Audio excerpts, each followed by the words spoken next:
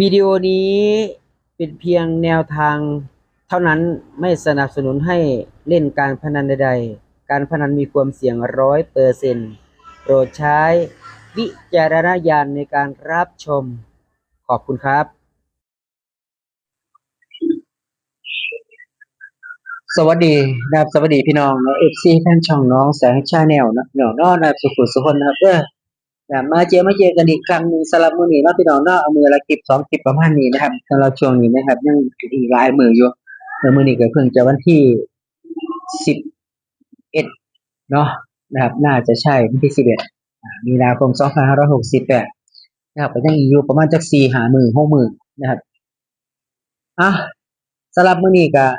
นำแนวทางมาฝากพี่ฝากน้องกันคือเก่าเหมือนเดิมนะครับก่อนสิเข้าสู่แนวทางตัวเลขก็มาเบิ่งคำเตือนซะก่อนเนาะพี่น้องเนาะ คำเตือนนะครับทางช่องก็เสนอเพื่อเป็นแนวทางเลือกซื้อสลากกินแบ่งของทางรัฐบาลเท่านั้นไม่สนับสนุนสิ่งพนันที่ผิดกฎหมายทุกชนิดโปรดใช้วิจารณญาณในการรับชมอาจารย์แต่ละท่านล้วนแล้วแต่เป็นบุคคลธรรมดาไม่การันตีว่าจะเข้าหรือจะหลุดคิดคำนวณตามสถิติย้อนหลังเท่านั้นคิดคำนวณตามสถิติที่น่าจะเป็นแบบเป็นการคาดเดาด้วยพี่น้องเด้อนะครับ การคาดเดาเป็นการคิดคำนวณตามสถิติเท่านั้นนะครับเข้ามาแล้วก็อย่าลืมนะครับกดไลค์กดแชร์กดติดตามกดกระดิ่งนะครับเพื่อเป็นการแจ้งเตือนให้ด้วยนะครับขอบคุณในไลน์กันแล้วกันสำหรับพีพีน้องๆยูซี่แฟนช่องคุณพ่อคุณแม่สุขุสุขคนนะครับเด้อขอบคุณมากๆนะครับ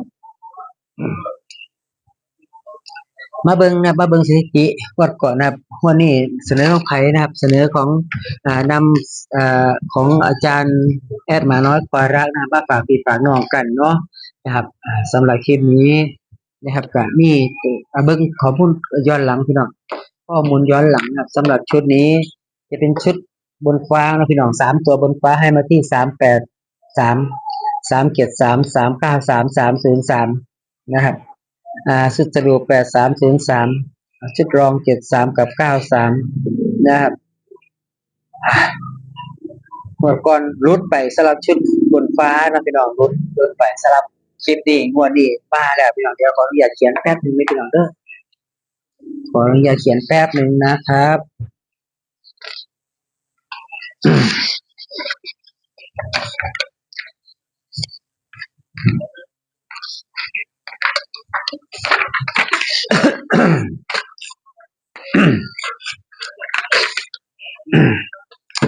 ขออนุญาตเขียนแป๊บนึงพี่น้องแป๊บเดียวนะครับแป๊บเดียวนะครับ16ย้ำอีกทีนึงด้วยพี่น้องเด้อทางช่องของเราเสนอนะครับเสนอเพื่อเป็นแนวทางเลือกซื้อสลากกินแบ่งของทางรัฐบาลเท่านั้นไม่สนับสนุนสิ่งพนันที่ผิดกฎหมายทุกชนิดการคิดคำนวณจากสิ่งตัวเลขที่น่าจะเป็นเท่านั้นนะครับสำหรับอาจารย์แต่ละท่านเป็นเนาะพี่น้องเนาะจังได๋ก็ใส่วิจารณญาณนะครับเด้ออ่าถูกต้องนะครับเพิ่นว่าซื้อสลากเพียงน้อยนิดซื้อสลากแต่เพียงน้อยซ้ายสอยอย่างประหยัดไม่อัตคัดและไม่อุกใจอุกใจผมเติมให้เด้อพี่น้องเด้ออีหลีเด้นะครับเพราะว่าคันเราซื้อหลายบางทีมันบ่ถูกบ่เข้ามานี่ก็โอ้เสียเงินหลายเด้อพี่น้องเนาะว่ามันเข้าก็ถือว่าใครอยู่เด้ถ้ามันบ่เข้านี่โอ้เต็มที่หลายเด้อพี่น้องเต็มที่มากๆเนาะสำหรับงวดวันที่16มีนาคม2568นะครับแอดเสนอเป็นชุดบนฟ้าก่อนเด้อพี่น้องเด้อสำหรับชุดใต้บาดาลหรือว่าชุดตรงล่างเดี๋ยวก็เป็นคลิปหน้านะครับเป็นคลิปหน้าก็แล้วกันนะครับซึ่งวิ่งสายทหารเนี่ยก็ยังบ่ทันลงก็สิลงไปคลิปหน้าพอดีเนาะพี่น้องสำหรับ3 ตัวบนฟ้าของแอดหมาน้อยคอยรักนะครับให้มาที่403 404นะครับ403 404 493 49494ออกไปแล้วพี่น้องมันสิมาอีกบ่มันก็บ่แน่เด้เนาะของหมู่นี้ทุกสิ่งทุกอย่างล้วนแล้วแต่เป็นสิ่งที่บ่แน่นอนนะครับสรุปบนฟ้านะครับ2 ตัวสรุป 2ตัวบนฟ้านะครับให้มาที่เน้น93กับ03นะครับสำหรับชุดรอง94กับ04นะครับใจมักกระจัดไปโลดเพิ่นว่านะครับนี่คือแนวทางของแอดหมาน้อยคอยรักแคปหน้าจอไว้ด้วยพี่น้องเด้อแคปหน้าจอไว้นะครับแคปหน้าจอไว้มักกระจัดไปโลดนะครับแคปหน้าจอไว้พี่น้องสำหรับพี่น้องบางทีจดบ่ทันเนาะจดทันก็จดเอาเนาะจดบ่ทันก็แคปหน้าจอไว้นะครับชอบกระจัดนำไปจัดได้พี่น้องเลือกซื้อสลากกินแบ่งของทางรัฐบาลได้ครับเด้อคนละใบ2ใบพอได้เป็นการสนับสนุนทางรัฐบาลเพิ่นเพราะว่า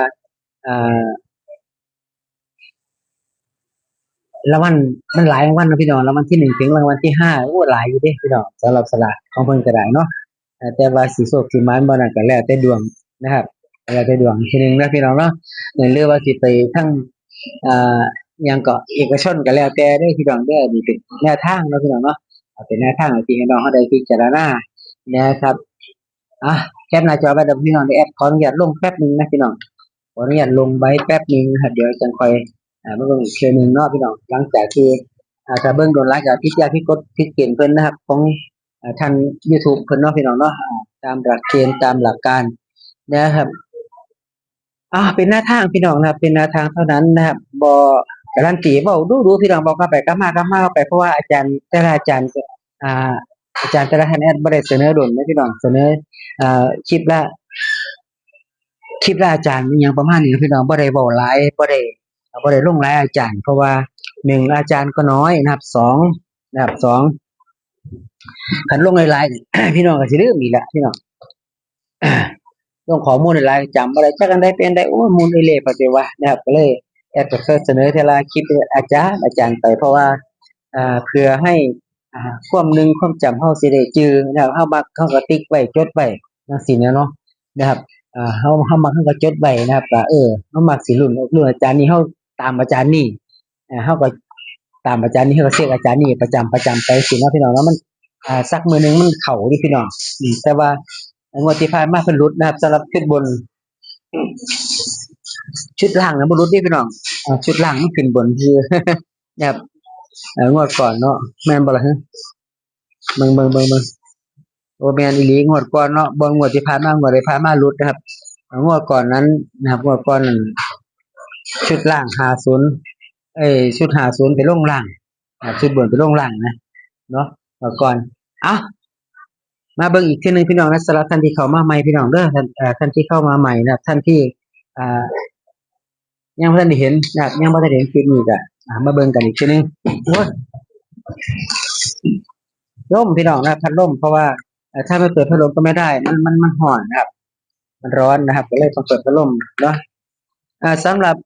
แอดหมาน้อยคอยรักนะครับงวดนี้งวดวันที่16มีนาคม2568นะครับ3ตัวบนฟ้านะครับให้มาที่403 404 493 494นะครับสำหรับชุดสรุปเพิ่นนะครับเน้นไปที่93กับ03นะครับชุดรอง94กับ04ใจมากก็จัดไปโหลดได้เพิ่นว่านะครับชื่นชอบก็จัดไปนะครับแคปหน้าจอไว้พี่น้องแคปหน้าจอกดอย่าลืมนะครับเด้อจังได๋ก็อย่าลืมกดติดตามให้แน่นะครับกดไลค์กดไลค์กดแชร์เนาะพี่น้องกดSubscribe กดไลค์กดแชร์นะครับให้น้ำแน่แล้วพี่น้องเนาะสำหรับท่านที่เข้ามาใหม่ก็อย่าลืมกดติดตามไว้เนาะสิบ่ได้พลาดคลิปดีๆจากทางช่องเฮานะครับแคปหน้าจอไว้ด้วยพี่น้องเด้อให้เบิ่งเป็นรอบสุดท้ายสำหรับคลิปนี้นะครับเบิ่งเป็นรอบสุดท้ายก็แล้วกันนะครับสำหรับแนวทางของแอดหมาน้อยคอยรักนะครับกับเขาบ่อยเขาดีได้เดินดีเพิ่นก็ได้เนาะคิดคำนวณที่แอดมากหรือบ่มีหยังนี่พี่น้องเพิ่นเน้นมาให้เพิ่นคัดมาให้นะแล้วก็บ่มีว่ารอบโค้งสุดท้ายอีหยังประมาณนี้เนาะแต่ก่อนมีซุมื้อนี้เพิ่นก็งดไปแล้วเนาะพี่น้องเนาะโค้งสุดท้ายแฮงหน่อยลงคือว่าเนาะแต่ว่าอันนี้ถือว่าเป็นโค้งสุดท้ายเลยพี่น้องเน้น93กับ03นี่94กับ04มีแค่4ชุดนะครับ4ชุดเท่านั้นนะครับไปกลับก็สิประมาณจัก8ชุดเนาะว่ากันไปพี่น้องแคปหน้าจอไว้ได้พี่น้องเด้อแคปหน้าจอไว้แล้วบ่แชร์ไปนะครับสำหรับคลิปนี้ก็ต้องขอบพระคุณนะครับเจ้าของข้อมูลแอดหมาน้อยคอยรักนะครับเนาะเพิ่นได้แบ่งปันแนวทางมาฝากพี่ฝากน้องเฮาสำหรับ คลิปนี้เนาะนะครับก็ขอบคุณหลายๆกะแล้วกันนะครับแต่ขออนุญาตลงนำทางเพิ่นมาลงที่ให้น้องเฮาได้เบิ่งเป็นการอิหยังก็เอิ้นว่าเป็นการแชร์ประสบการณ์เป็นการแชร์นะครับแนวทางที่ให้น้องเฮาได้เบิ่งกันเนาะนะครับสำหรับคลิปนี้ก็ขอขอบคุณ FC แฟนช่องที่ติดตามตั้งแต่ต้นจนจบนะครับแล้วก็อวยพรให้ FC โชคหมานๆเฮงๆรวยๆได้จับเงินแสนเงินล้านแก่มือสู่ผู้สุคนในงวดวันที่16มีนาคม2568สำหรับคลิปนี้ไปเพียงส่ำนี้ไปพบกันคลิปหน้าคลิปนี้กล่าวคำว่าสวัสดีครับ